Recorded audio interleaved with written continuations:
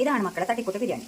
തട്ടിക്കൂട്ട് ബിരിയാണി എന്ന് പറഞ്ഞാൽ മുട്ട ബിരിയാണി കേട്ടോ. എന്താ സംഭവം എന്ന് വെച്ചാൽ ഇതിൽ വെളുത്തുള്ളിയില്ല, ഇഞ്ചിയില്ല, മല്ലിയിലില്ല, കറിവേപ്പിലുണ്ട്. അപ്പോൾ ഈ 3 സാധനമില്ല. അങ്ങനെ ആക്കുന്ന ഒരു ബിരിയാണിയാണ് തട്ടിക്കൂട്ട് ബിരിയാണി. അപ്പോൾ മുട്ട ഇട്ടിട്ട് മുട്ട ബിരിയാണിയാണ് നമ്മൾ ഇന്ന് ഉണ്ടാക്കുന്ന. ഇതവിടെ സ്രാവ് ഇല്ല, സ്രാവ് കണ്ടിച്ചിട്ട് പൊരിച്ച് വെച്ചിട്ടുണ്ട്. നെയ്ച്ചോറിലേക്ക് ഒന്ന് തട്ടിക്കൊടുക്കാം. അതാണ് നമ്മൾ തട്ടിക്കൂട്ട് ബിരിയാണി. അതല്ലേ, ഇതിൻ്റെ അകത്ത് കുറച്ച് നെയ്ച്ചോറാക്കി വെച്ചിട്ടുണ്ട്. നമുക്കിത് വേറെ പാത്രത്തിൽ തട്ടിക്കൊടുക്കാം. അപ്പോൾ ഇതിലേക്ക് നമുക്ക് ആദ്യം കുറച്ച് ഈ മുട്ടേൻ്റെ മസാല ഉണ്ടല്ലോ, അത് കുറച്ച് നമുക്കിതാ ഇതുപോലെ ഇട്ട് കൊടുക്കാം. തട്ടിക്കൂട്ട് ബിരിയാണി തട്ടിക്കൂട്ട് എങ്ങനെയായാലും വിഷപ്പെടുക്കണല്ലേ. നെയ്ച്ചോറ് ഇങ്ങനെ തട്ടിക്കൊടുത്തതിന് ശേഷം നമുക്കിത് ഇങ്ങനെ ഒരു കുഴി ഉണ്ടാക്കി അതിലേക്ക് നമ്മുടെ ഇറച്ചിട്ടുണ്ടല്ലോ ഇതുപോലെ ഇങ്ങനെ കുറ്റി കൊടുക്കാം. ജസ്റ്റ് ഒന്ന് വേണമെങ്കിൽ നമുക്ക് ഇങ്ങനെ ഇറക്കി കൊടുക്കില്ല ചേട്ടാ. ഇതാണ് നമ്മുടെ തട്ടിക്കൂട്ട് ബിരിയാണി. അപ്പോൾ മസാല ഇഷ്ടമില്ലെങ്കിൽ നമുക്ക് കൊടുക്കേണ്ട, നമുക്ക് മുട്ട മാത്രം ഇട്ട് കൊടുക്കാം. അപ്പോൾ നമുക്ക് ഇങ്ങനെ ബിരിയാണി ആക്കട്ടോ.